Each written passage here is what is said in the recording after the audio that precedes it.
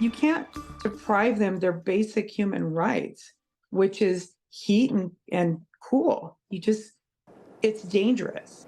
These past few days have been the first time in weeks that the temperatures have been above freezing.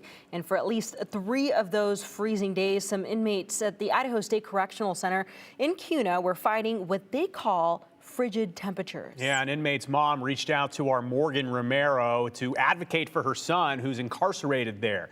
And Morgan was able to get into the prison yesterday afternoon to see what's going on. Here's what she found. When it's this cold outside, it impacts people inside our prisons. He's not treated humanely. None of them are. Susan Larson's son called her from the Idaho State Correctional Center a few days ago, in the midst of an extreme cold snap, when lows in southern Idaho hit single digits. He said that the temps inside were he guesstimated about 45 degrees, that there was no heat, and that they have ceiling vents and that there was snow coming through the ceiling vents into his unit.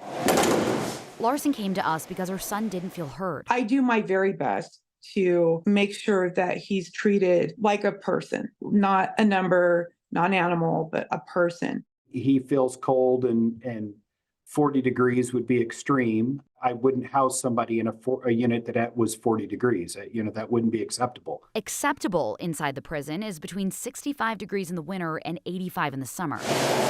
Beyond that, ISCC's warden says they called maintenance crews, which he says they did this time. Anytime we get a significant drop in temperature, it puts a strain on our system. It's a large facility. It has 130 plus HVAC units on the roof. And so, you're going to have some issues. Warden Randy Valley says snow wasn't coming through the vents and the heaters were on, but they weren't working, quote, optimally.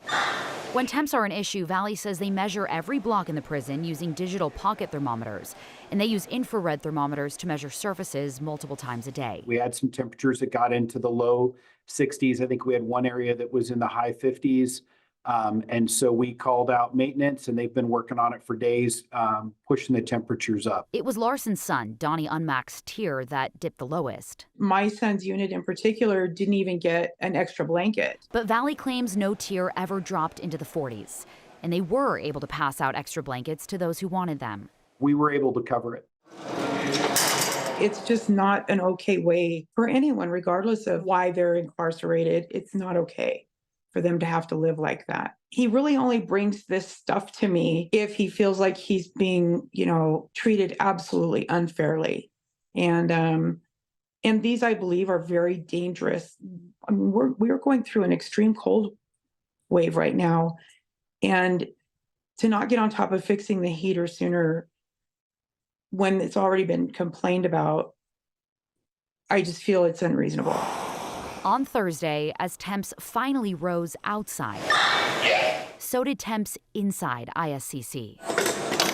New digital thermometers Valley bought after we started asking questions showed unmaxed tier up into the 70s. Right now, as far as I'm aware, our systems are all running. So while Valley says that he hasn't heard anything about snow coming through the vents, the roof is leaking, which will pose more problems as the snow continues to melt with warmer temps. Yeah, well, they plan to get a new roof and HVAC unit starting this summer. Until then, he says that they'll move residents to a new bed if they're in an area with a leak.